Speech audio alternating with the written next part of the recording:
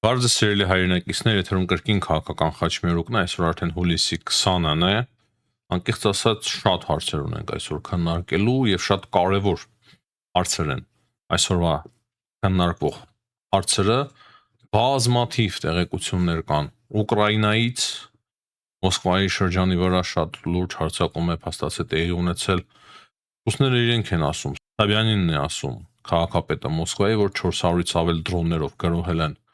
Մոսկվայի վրա բազմաթիվ նեֆտեբազաներ են պայթեցվել, Viber-ի նոր պահեստներ, շատ հետաքրքիր կադրեր ունենք, որոնք որ նույնպես կներկայացնենք ձեզ սիրելի հայրենակիցներ, եւ բավականին ծանր իրավիճակ է ստեղծվել նաեւ մերձավոր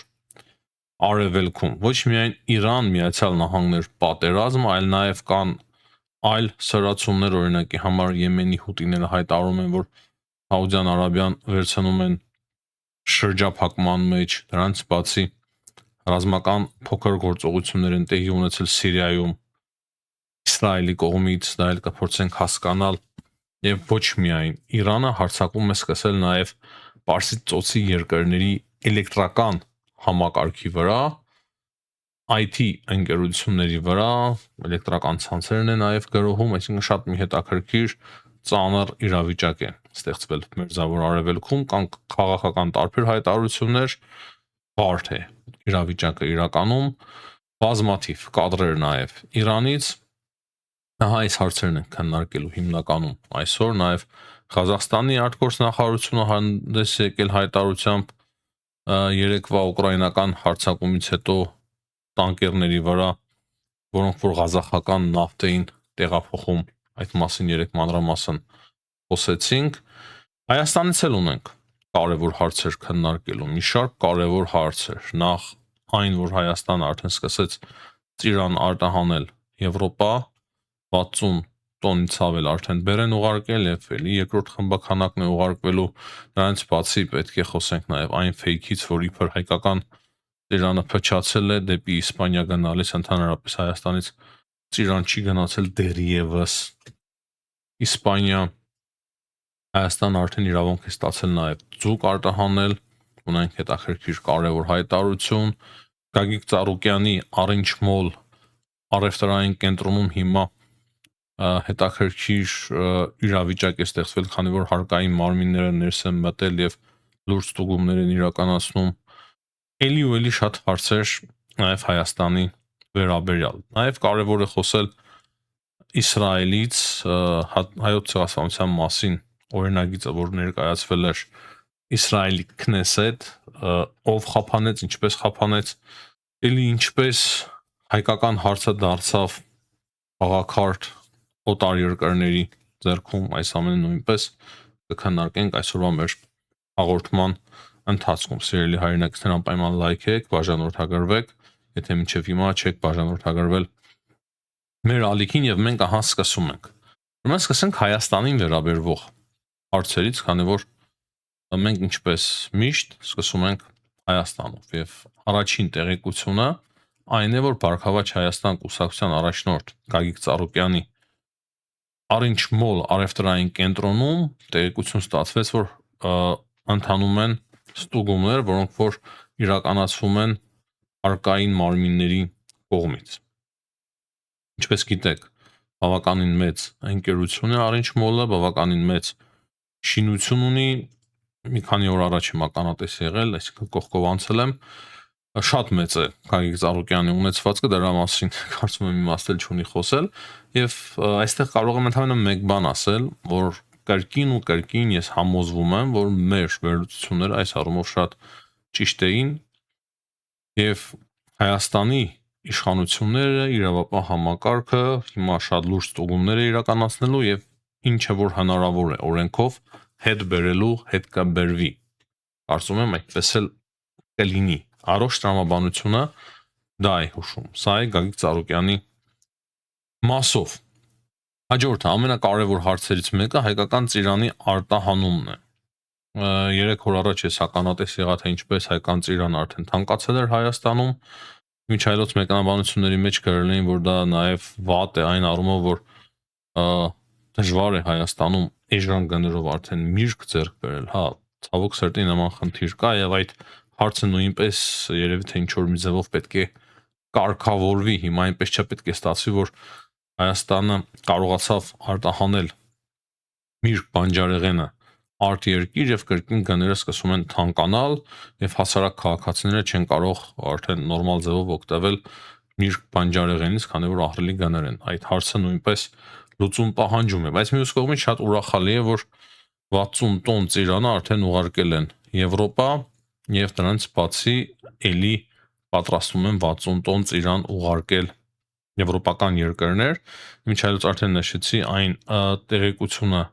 սուտ էր, սխալ էր, fake էր, որ իբր հայկական ծիրանը ճանապարհին փչացել է։ Ես տեսա նոր հաղորդագրություններ հետաքրքիր, որ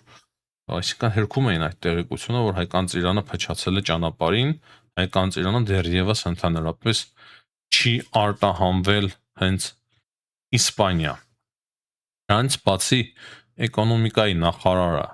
Գևորգ Պապոյանը տեղեկացրեց այսօր, որ արդեն հայկական ձկնեղենը կարող է գնալ դեպի Եվրոպա, այսինքն բոլոր խոչընդոտները, արգելքները, սահմանափակումները հանված են, հաստատվեցի խնդիր չկա։ Նրա համար, որ հայկական ձկնեղենը արդեն ուղարկեն Եվրոպա եւ բավականին սա կարեւոր տեղեկություն է, քանի որ նման բան տեղի ունենում առաջին անգամ, որ Հայաստանը ստանում է իրավունք ձկնեղեն արտահանել Եվրոպա։ Տեսեք, ինչքան լավություն արեց մեզ Ռուսաստանը, ես կարծում եմ, որ իրենք լավ էլ նայում են մեր ալիքը եւ թող իմանան, որ մենք իրոք շնորհակալ ենք,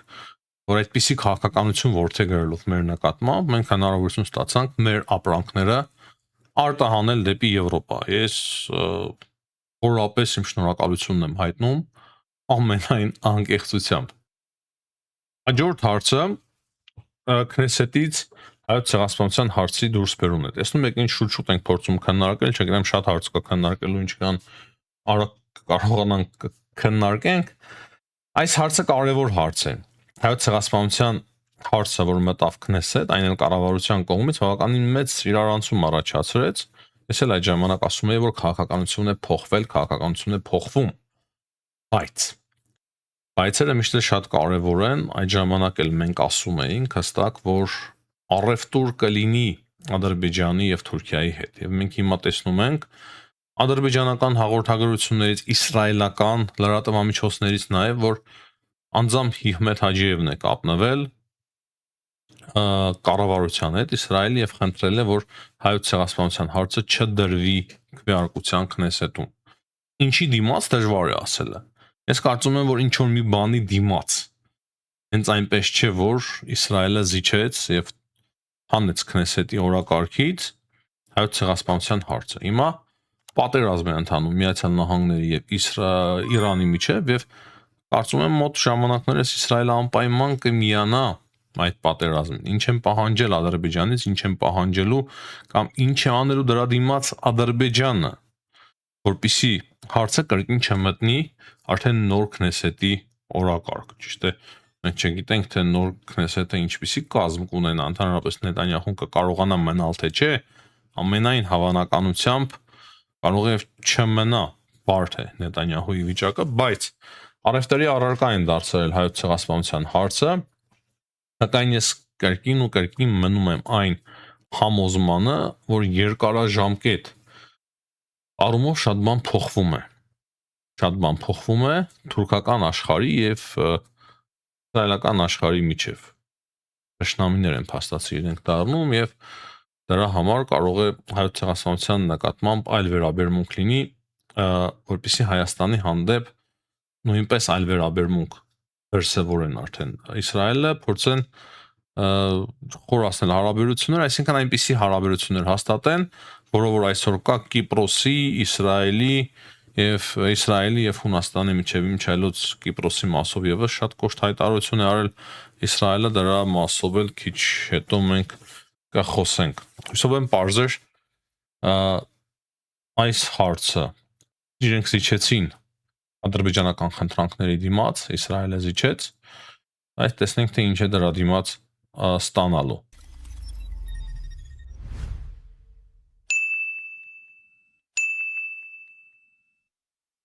Հաջորդ հարցը վերաբերվում է Հայաստանի դեսպանի հարցազրույցին Axios-ին Միացյալ Նահանգներում Հայաստանի դեսպանին Նարեկ Մկրտչյանին, որը որ Axios-ին հարցազրույց տալով ասել է, որ Հայաստանը այսօր 7 երկրից ստանում է ռազմական տեխնիկա, այդ թվում նաև Ամերիկայի Միացյալ Նահանգներից, որպեսզի կախված չլինի ընդամենը մեկ երկրից եւ Միացյալ Նահանգների հետ խորացնում է ռազմական համագործակցությունը։ Axios-ը մենք միշտ էլ հղում ենք անում Axios-ին։ Axios-ը բավականին հեղինակավոր մեծ լրատվամիջոց է եւ Նարեկ Մկրտչյանի հարցազրույցը Axios-ին կարծում եմ չափազանց կարեւոր է, եթե մենք նաեւ ճիշտ օգտագործենք այս հարցազրույցները, այս ինֆորմացիոն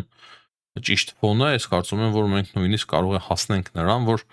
ավելի շատ օգուտ քաղենք ահա այսպիսի հարցազրույցներից, բայց շատ կարևոր է, որ Նարեկ Մկրտչյանը նշել է, որ որևիցե երրորդ երկրի դեմ չի ուղղված Հայաստանի սպառազինություն ձեռք բերելը։ Սա նույնպես չափազանց կարևոր է։ Դե բնականաբար կարևորը մեզ համար այն է, որ հայկական բանակը զինվի ժամանակակից արդիական զենքով եւ ունենա ժամանակակից զենք արտադրող երկիր որպես դաշնակիցներ։ Այսինքն այդ 7 երկրներից շատ լավ է, որ Ամերիկայի Միացյալ Նահանգները այդ 7 երկրների ցանկում կան եւ իրոք է շատ հույսով եմ, որ Հայաստանը ավելի ու ավելի շատ հնարավորություն կունենա խորացնել ռազմական համագործակցությունը Միացյալ Նահանգների հետ։ Կարելի է ասել Հայաստանից այսքանը, բայց այսօր տեսա վարչապետ Փաշինյանի հայտարարությունը, որ ինքը ավարտել է Պուշկինի Եվգենի Անեգին վեպը ընթերցել եւ միանգամից մեկ բան մտքովս անցավ, ասի այս հարցին էլ անդրադառնանք, այն որ Զախարովան մեկ-մեկ բեղավում է, ասում է թե ռուսերենը վտանգված է Հայաստանում, ռուսական մշակույթը, ռուսական լեզուն եւ այլն, այսպիսի հայտարարությունների իրենք չեն հետևում։ Վարչապետը ինքը անձամբ խոսում է Պուշկինից, Եվգենի Անեգինից, բայց բնականաբար իրենք չեն նկատի սա։ Կամ ավելի ճիշտ կնկատեն, բայց հայտարարությունների մեջ իրենց ձեռնտու չէ դա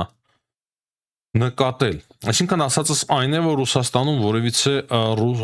այսինքն ասածս այն է, որ Հայաստանում որևիցե ռուսատեսություն չկա ռուսերենի նկատմամբ,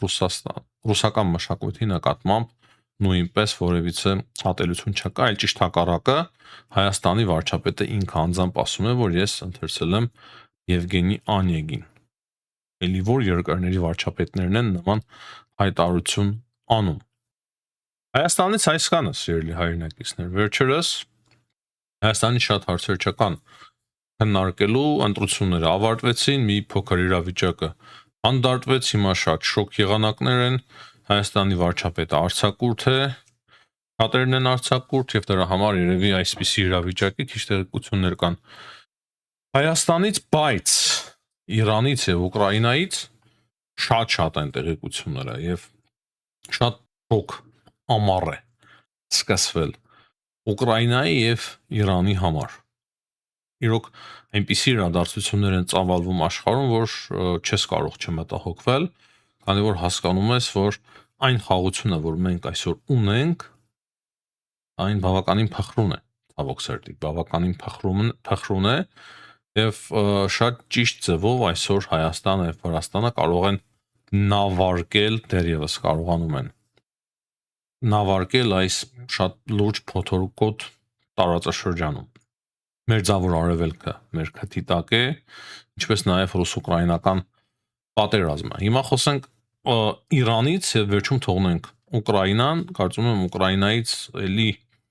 այնպիսի հետաքրքիր տեղեկություններ կան այսօր, որոնք որ միանշանակ ձեզ կհետաքրքրեն, չնայած որ Իրանից նույնպես։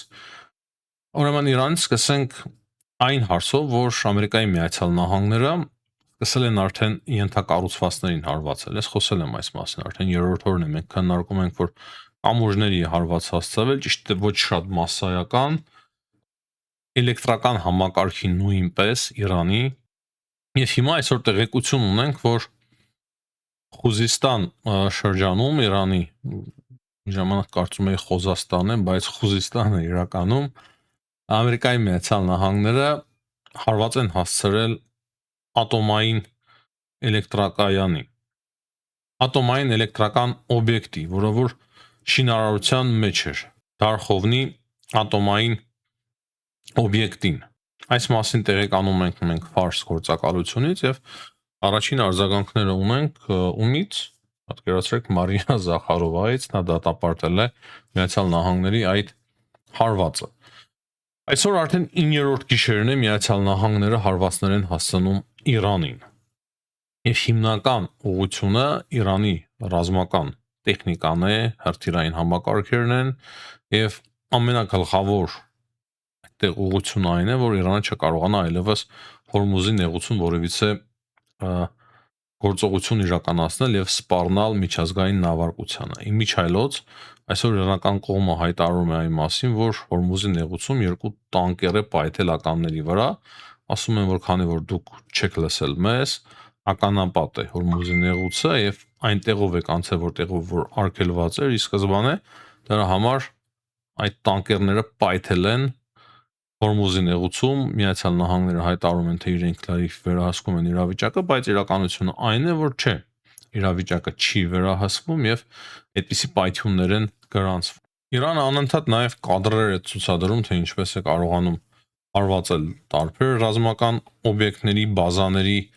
Մերձավոր Արևելքում ցուցադրում են կադրեր, թե ինչպես անօթաչու սարքեր են կարողանում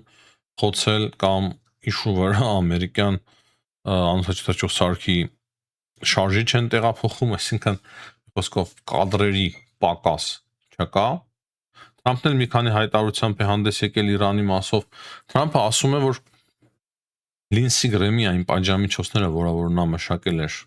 Ռուսաստանի նկատմամբ, այդ պատժամիջոցների մեջ պետք է ներառել նաև Իրանը։ Նա նաև ասել է, որ հասցվում են հարվածներ Իրանի ռազմական տարբեր օբյեկտների, ասում է, որ շատ բարդ է Իրանի համար իրավիճակը։ Իրականում այնպիսի իրավիճակ է հիմա Իրանի համար, որ Իրանը արդեն այսօր արտգործնախարարության մակարդակով հայտարարել է, որ միջնորդները առաջարկներ ունեն արած կողմերին, բայց ինքը ասել է, որ իրանական արտգործնախարարությունը ասում է, որ ինքը խոսնակն է ասել Իրանի արտգործնախարարության, որ դեռևս չի մանրամասնի ինչ առաջարկներ կան իրանական կողմին, միջնորդների կողմից լարվածությունը նվազեցնելու համար, բայց նման առաջարկներ կան։ Այսինքն այս հայտարարությունը լավ է, պոզիտիվ է, բայց իրականությունը այնն է նաև, որ Իրանի նույն արտգործնախարարությունը հստակ նշում է, որ Միացյալ Նահանգները ահաբեկչական երկիր են, ահաբեկչություն են իրականացրել իրենց տարբեր քաղաքացիական օբյեկտների նկատմամբ եւ այլն, եւ իմ պատկերացմամբ վտանգ կա, որ Իրանը որոշակի նման չասեմ, ահաբեկչական գործողությունների դիմի, նաեւ կա այդ մասով ամերիկյան հետախուզության զգուշացումը, որ Իրանը պատրաստում է որոշ ահաբեկչական գործողություններ Բահրեյնում։ Եվ սա պատահական հայտարարություն չէ, մենք հիմա հետաքրքիր մի հայտարարություն ունենք նաև Քուվեյթից, միջայլոց այս մասին հաղորդում են իրանական լրատվամիջոցները, որ իրենց դրոնները հարված են հասցրել Քուվեյթի ամենակարևոր էլեկտրական համակարգին։ Այսինքն Իրանը հարված է հասցրել, իրենց լրատվամիջոցներն են դա հաստատում Քուվեյթի ամենակարևոր էլեկտրական համակարգին։ Հիմա ինչ վնասներ են, ինչ վնաս է այնտեղ կրել, ինչ վնաս է կրել գլխավոր էլեկտրական համակարգը Քուվեյթի դժվար է ասել։ Բահրեյնից էլ կա հետաքրքիր տեղեկություն, որ Իրանը հարվածել է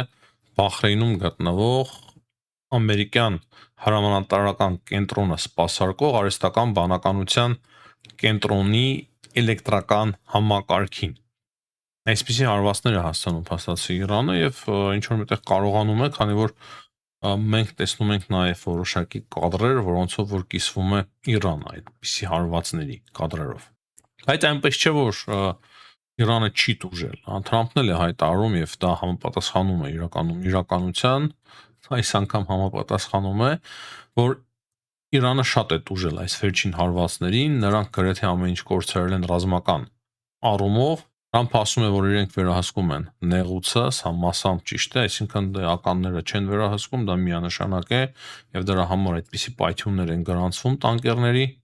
եւ Թրամփը ասել է, որ իբր Իրանը ոչինչ չի վերահսկում եւ տեսնենք թե ինչ կլինի։ Կա նաեւ տեղեկություն այն մասին, որ այս պատերազմի ընթացքում Ամերիկայի Միացյալ Նահանգների 400 զինվորականներ են վիրավորվել։ Դե եթե հաշվի առնենք նաև այն նախորդ պատերազմը, ես կարծում եմ նախորդ պատերազմում վիրավորված զինվորականների մասին է նույնպես խոսքը։ Նրանց բացի անհանգիստ է նաև Եմենում, այսինքն Եմենի եւ Սաուդյան Արաբիայի միջև հութիները հիմա հայտարարում են, որ իրենք արդեն ծովային շրջափակման մեջ են վերցնում Սաուդյան Արաբիան, երեք մենք խոսել ենք այն մասին, որ Եմենի հութիները ասում էին եւ կոչ էին անում, որ Սաուդյան Արաբիայի երկնքով որևիցե ընկերություն թռիչ չիրականացնի, հիմա էլ հայտարարում են, որ իրենք շրջափակման մեջ են վերցնում Սաուդյան Արաբիան։ Իմիջիայլոց Միացյալ Նահանգների պետքարտուղար այսօր խոսել է այն մասին, որ Իրանը այնուամենայնիվ կարողանում է, չնայած որ ծանր իրավիճակում է գտնվում, զինել իր պրոքսի ուժերին։ Եվ ես քրտի համոզված եմ, որ այդ պրոքսի ուժերի մեջ են նաև հութիները։ Սակայն նույն ժամանակ հանկարծ պատկերացում չստեղծվի, որ Իրանը շատ լավ վիճակում է։ Մենք տեսնում ենք բազմաթիվ կադրեր եւ տեղեկություններ, թե ինչ է անում Միացյալ Նահանգները Իրանի հետ։ Իրանը իրոք շատ ծանր իրավիճակում է հիմա գտնվում, դրանից բացի Միացյալ Նահանգները անընդհատ ավելացնում է իր ներկայությունը ռազմական իմաստով մերձավոր արևելքում եւ ես պատկերացնում եմ, որ դեռ մեծ պատերազմը առջևում է։ Իրանցիները իրենք էլ են խոստովանում, որ արդեն սպասում են Միացյալ Նահանգների ցամաքային հարձակման, հատկապես կղզիների վրա եւ ցանկացած պահի կարող է սկսվել Միացյալ Նահանգների ցամաքային հարձակումը այդ կղզիների ուղղությամբ։ Եթե դա տեղի ունենա, նաեւ կարելի ասել, երբ որ դա տեղի ունենա, մենք կարող ենք համարել, որ Իրանի զինված ուժերին հասցվել է շատ ծանր արդեն վնաս եւ հաշվի առնելով դա Միացյալ Նահանգները նոր սկսում են այդ ցամաքային գործողությունը ընդդեմ Իրանի։ Մի քանի խոսքով անդրադառնանք Ղազախստանի արտգործնախարարության հայտարարությանը, մենք երեք խոսել ենք սիրելի հայրենակիցներ այն մասին, որ իրանական ուժերը անօթաչու թռչող սարքերով հարված հասցրին տանկերների նավթը Ռուսաստանի տարածքով հատելով 1500 կիլոմետր, երեք ասել եմ ուղղակի կարգում, քանի որ հնարավոր է մարդիկ չեն տեսել երեկվա մեր հաղորդումը, Ղազախստան այդ նավթը խողովակներով տեղափոխում է մինչև Սև ծով եւ այնտեղ տանկերները լիցքավորվում են, այդ տանկերները պատժամիջոցների տակ չեն։ Հիմնականում Եվրոպա եւ Ամերիկա գնացող Միացյալ Նահանգներ գնացող տանկերներ եւ երեք Ուկրաինան թեթև շատ հարվածներ էր հասցրել այդ տանկերներին, միանգամից կրակը հանգեցրել էին, ես ասացի, որ սա շատ հետաքրքիր իրավիճակ է եւ հիմա տեսնում ենք Ղազախստանի արտգործնախարարության հայտարարությունը եւ որ Ղազախստանը ընդունում է դա որպես հարձակում իր տնտեսական շահերի վրա։ Եվ այդ հայտարարության մեջ Ղազախստանի արտգործնախարարության հստակ ասվում է, որ Ղազախստանը այդ ամենից ելնելով կարող է դիմել գործողությունների, լուրջ գործողությունների, հաշվի առնելով միջազգային իրավունքը, թե ինչպես երկիրը կարող է վարվել նման պայմաններում։ Հիշում եք երեք երբ որ ասում էի, թե սա կարող է նոր էսկալացիայի սկիզբ դառնալ եւ Ղազախստանին նույնպես կարող է ներքաշել պատերազմի մեջ։ Բնականաբար հավանականությունը դեռևս բավականին ցածր է, բայց սա առաջին քայլերն են եւ սրանով կարող է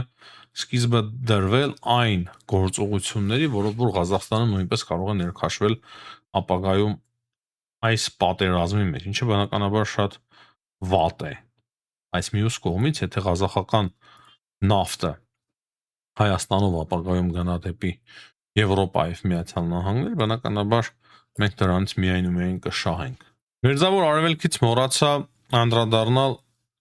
մի փոքրիկ կարևոր տեղեկության, որը որ կարծում եմ կարևոր է, քանի որ իսրայելական ուժերը երեք հարձակվել են Սիրիայի հարավում գտնվող մի փոքրիկ բնակավայրի վրա եւ ականանետային կրակ են բացել։ Նրանց բացի սիրիական լրատվամիջոցների արդեն տեղեկությամբ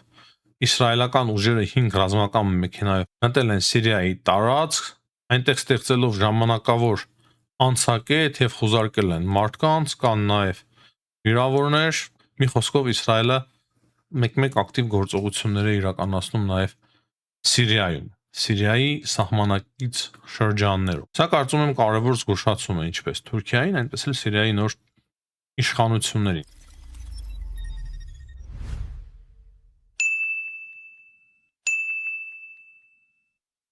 Հիմա խոսենք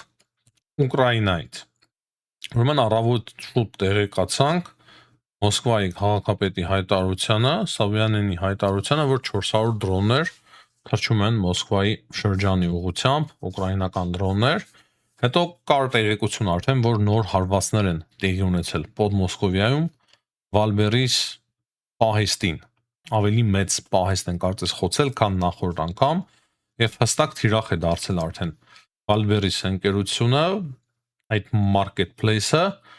իրանական դրոնների համար։ Ասում են, որ շատ ինքը մեծ ապրանքների շրջանառություն ունի,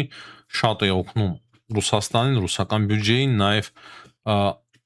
Ռուսաստանին պատերազմ վարելու ընդդեմ Ուկրաինայի, դրա համար ուկրաինացիները թիրախավորել են Վալդբերիսը։ Այստեղ կարևոր է նշել մեկ բան,